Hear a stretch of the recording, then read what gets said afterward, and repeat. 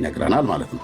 ኦኬ ሌሎች ስዕሎችን እና ቅርጻ ቅርጾችን እግዚአብሔር ከሚከለክልበት አንዱ በተለይ በትንቢተ ሕዝቅኤል መጽሐፍ ምዕራፍ 23 ቁጥር 14 ላይ እስራኤልን እግዚአብሔር ስዕልና ቅርጽን የጥንት አረማውያን የሚያደርጓቸውን እግዚአብሔር ካዘዘው ውጭ እነዚያ ያዘዛቸውንም ራሱ ታቦቱንና መቅረዙን ወይ ደግሞ የህብስት ገበታውን ወይ ደግሞ ኪሩቤሎችን የተፈቀደለት ቤተ መቅደስ ውስጥ ብቻ ነበር ይደረግ የነበረው። በሰለሞን ዘመንም ቤተ መቅደስ ውስጥ የተደረጉት፣ በዛም በሙሴ ዘመን በመገናኛው ድንኳን ውስጥ የተደረጉት።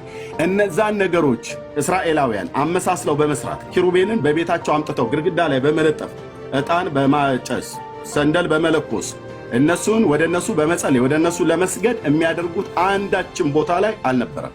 ኦሪታውያኑ አሁን በኦርቶዶክስና በካቶሊካውያን ቤተክርስቲያን እንደሚደረግ ኦሪታውያኑ እንደዚህ ያደረጉበት አንዳችን ቦታ የለም።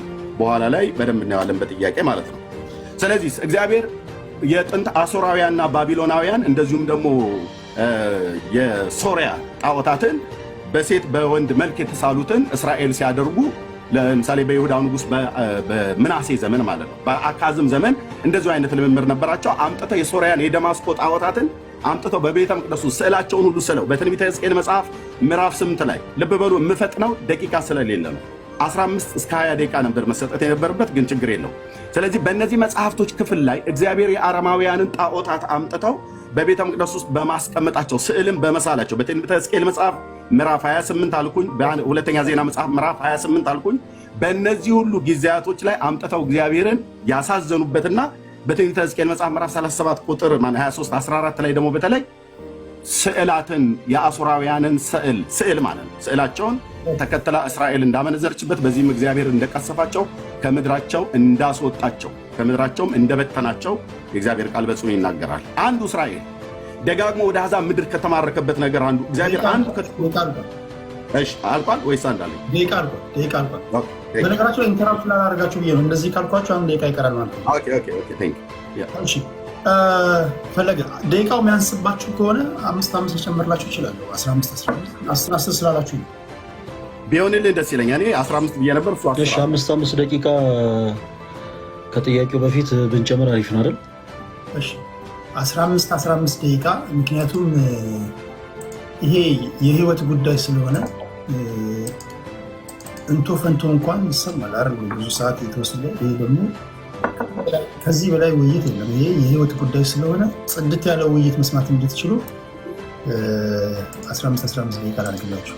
ጊዜው ለስንት ነገር እናባክም የለን። እሺ ፈለገ 15 ደቂቃ አድርጌልሃለሁ ለመናገር ሬዲ ስትሆን።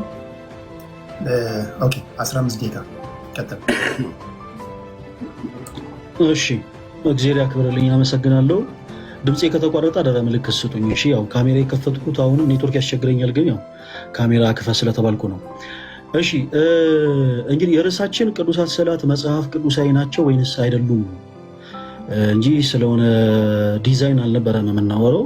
ኤኒዌይስ ስለሆነ ቤተ መቅደስ ዲዛይን ስላልሆነ ውይይቱ አሁንም ስለ ቅዱሳት ስዕላት በመጽሐፍ ቅዱስ ማስረጃ ወንድማችን እንድትወይ በልዑል እግዚአብሔር ስም ጠይቃለሁ። ከቅድም ጀምሮ ስንናገር እንደነበረው ቅዱሳት ስዕላት መጽሐፍ ቅዱሳዊ ናቸው ስንል መጽሐፍ ቅዱስ ማስረጃዎችን ጠቅሰናል። ልክ እኔ ቀደም እንደተናገርኩት ፕሮቴስታንት የሆኑ ወንድሞቻችን ስዕላት መጽሐፍ ቅዱስ አይደሉም ሲሉ የሚያነሷቸው ሀሳቦች በአጠቃላይ ስለ ጣዖታት የተነገሩ ናቸው። ለምሳሌ አምላካችን እግዚአብሔር ለጣዖታት እንዳይሰዋ ጣዖታት እንዳይቀረጹ ያዘዘበትን የመጽሐፍ ቅዱስ ክፍል እንመለከታለን። በተመሳሳይ ደግሞ ለጣዖታት ከተነገረው በተቃራኒ ለቅዱሳንና ለራሱም ደግሞ ክብር ደግሞ ቅርጾች እንዲቀረጹ ስዕሎችም ደግሞ እንዲሳሉ ያዘዘበትን የመጽሐፍ ቅዱስ ክፍል እንመለከታለን። ቅድም ያነሳሁትን የመጽሐፍ ቅዱስ ጥቅስ ደግሜ ልንገራችሁ። ዘጸአት ምዕራፍ 20 ከቁጥር 4 ጀምሮ ያለውን ገጸ ንባብ ስንመለከት አምላካችን እግዚአብሔር በማናቸው ምሳሌ በሰማይም ካለው በምድርም ካለው ከምድር በታች ከውስጥ ካለው በማናቸው ምሳሌ ሰዎች አንዳች ነገር ቀርጸው እንዳያመልኩ ያዘዘበትን የመጽሐፍ ቅዱስ ክፍል እንመለከታለን። ሰዎች ይሄንን ሀሳብ ይዘው ስዕላት መጽሐፍ ቅዱስ አይደሉም የሚሉ ከሆኑ ይሄ ሞኝነት ነው። ምክንያቱም በዚሁ የመጽሐፍ ቅዱስ ክፍል ማለትም በዘጸአት መጽሐፍ ምዕራፍ 25 ላይ 5 ምዕራፍ ወደፊት ሄድ ብላችሁ ቁጥር 18 ላይ 2 ኪሩቤል ከተቀጠቀጠ ወርቅ እንዲሰሩ አምላካችን እግዚአብሔር አዟል። ስለዚህ ስዕላት መጽሐፍ ቅዱሴ ናቸው ወይንስ አይደሉም ስል ኦፍ ኮርስ ናቸው፣ መጽሐፍ ቅዱሴ ናቸው። ሌላው ወንድማችን በተደጋጋሚ ሲነስ የነበረው ሀሳብ ለምሳሌ ስለ ስግደት አንስቷል። ሌሎቹ ይሄ አንድ ፕሮቴስታንት የሆነ ሰው በእርግጥ ሊወያይባቸው የሚገቡ ሀሳቦች አይደሉም። ለምሳሌ እኔ እንደ አንድ ኦርቶዶክስ ከአንድ ፕሮቴስታንት ጋር ስወያይ አንተ ከየትኞቹ ሐዋርያት አይተህ ነው በቸርች ውስጥ ቲሸርት የምትሸጠው ጨው የምትሸጠው አይደለም። ኦኬ የቤተክርስቲያኑ ካነን የራሱ ካነን ይሆንና ነገር ግን በሀሳብ ደረጃ ለምሳሌ በልሳን የሚያገለግል ከሆነ ልሳን መጽሐፍ ቅዱስ ነው ወይስ አይደለም ብዬ ነው የምወያየው። ከዛ ውጭ በቸርች ውስጥ ስለሚያደርገው መንፈሳዊ የሆነ አገልግሎት ሀሳብ አስቻ አላወራም። ነገር ግን ስለ ስግደት ስላነሳ ስግደት ሁሉ አምልኮ ነው ወይስ አይደለም የሚለውን ሀሳብ ለመመልከት እንሞክር። ለቅዱሳን ስዕላት ስግደት ይገባል ወይ? ኦፍኮርስ ይገባል። ለቅዱሳት ስዕላት ስግደት ይገባል። ክርስቲያኖች የክብር ስግደትን እንሰግዳለን። ቅዱስ ጳውሎስ በሮሜ መልእክቱ ምዕራፍ 13 ከቁጥር 7 ክብር ለሚገባ ሁሉ ክብርን ስጡ ይለናል። እደግመዋለሁ፣ ክብር ለሚገባ ሁሉ ክብርን ስጡ ይላል። ቅድም ወንድማችን በሀሳቡ ሲጠቅስ በደንብ አድርጋችሁ ካደመጣችሁት ለተቀረጸ ነገር ሁሉ የሚሰግድ የረከሰ ነው፣ ጣዖት ያመለከ ነው እያለ በተደጋጋሚ ሲናገር ነበር። ወንድማችን መጽሐፍ ቅዱስ የማንበብ ልምድ እንደሌለው የተመለከትኩበት አንዱ ማስረጃ ይሄ ነው የሚሆነው። ኦኬ እደግመዋለሁ። ቅድም ወንድማችን ሲያብራራ ለተቀደሰ ነገር ሁሉ ለተቀረጸ ነገር የሰገደ ሁሉ በማንኛውም አይነት ነገር ለተቀረጸ ነገር የሰገደ በአጠቃላይ ረክሷል፣ የረከሰ ነው፣ ጣዖት አምልኳል እያለ በተደጋጋሚ ሲናገር ነበር። እደግመዋለሁ። ያው ወንድማችን መጽሐፍ ቅዱስ የማንበብ ልምድ እንደሌለው የሚያሳይ ነው። አንድ የመጽሐፍ ቅዱስ ማስረጃ ለወንድማችን ለማሳየት ልሞክር። አይ ሆፕ ይሄን የመጽሐፍ ቅዱስ ጥቅስ ይዞት ሌላ ጊዜ እንደሚያጠነው ተስፋ አደርጋለሁ።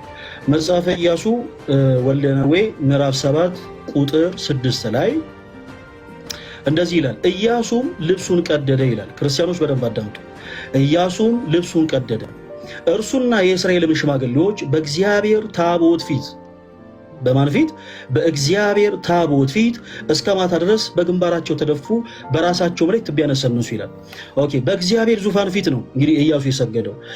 የእግዚአብሔር ታቦት ላይ የተቀረጸ ምን አይነት ነገር ነበረ? ወንድማችን በደንብ በስፋት ሲናገር ነበረ ስታደምጡት ከነበረ። ለምሳሌ የኪሩቤል መላእክት ቅርጾች በወርቅ ተለብጠው ተቀምጠው ነበረ። ኢያሱ ለኪሩቤል መላእክት ቅርጾች ከታቦቱ ጋር ማለት ነው አብሮ ለተቀረጸው ለኪሩቤል መላእክት ቅርጾች በግንባሩ ተደፍቶ ሰግዶ ነበረ። ዊች ሚንስ ወንድማችን አይ ይሄ ሰው ለተቀረጸ ነገር ሰግዷልና የረከሰ ነው፣ ጣዖት አምላኪ ነው እያለን ነው ማለት ነው። መጽሐፍ ቅዱስ ከዚህ ተቃራኒ የሆኑ ሀሳቦችን ነው የሚያነሳው። በመጀመሪያ አንድ ሀሳብ ለማጥራት ልሞክር።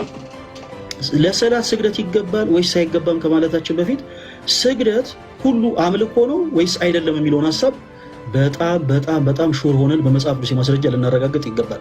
ክርስቲያኖች ስግደት ሁሉ አምልኮ ነው የሚል መጽሐፍ ቅዱስ ትምህርት የለም። አዎ አምላካችን እግዚአብሔር እርሱ የአምላኮች ሁሉ አምላክ ነው። ለአምላካችን ለእግዚአብሔር የአምልኮ ስግደትን እንሰግዳለን። ለቅዱሳን ግን የአክብሮት ስግደት እንድንሰግድ መጽሐፍ ቅዱስ ይነግረናል። እስኪ ስለ ስግደት አንዳንድ የመጽሐፍ ቅዱስ ሀሳቦችን ለማንሳት እንሞክር። ስለ ስግደት የሚናገሩ የመጽሐፍ ቅዱስ ሀሳቦችን ለማንሳት ልሞክር። እሺ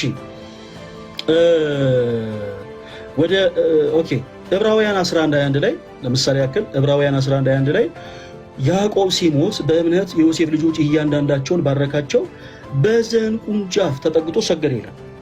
ኦኬ በዘንጉም ጫፍ ተጠግቶ ሰገደ። እንዲህ አይነቱ ስግደት ያምልኮ ስግደት ነው የምንለው። እንግዲህ በኋላ ላይ ወንድማችን በመጽሐፍ ማስረጃ እንደሚያጠረን ተስፋ እናደርጋለን። ሌላው መጽሐፈ ዜና መዋዕል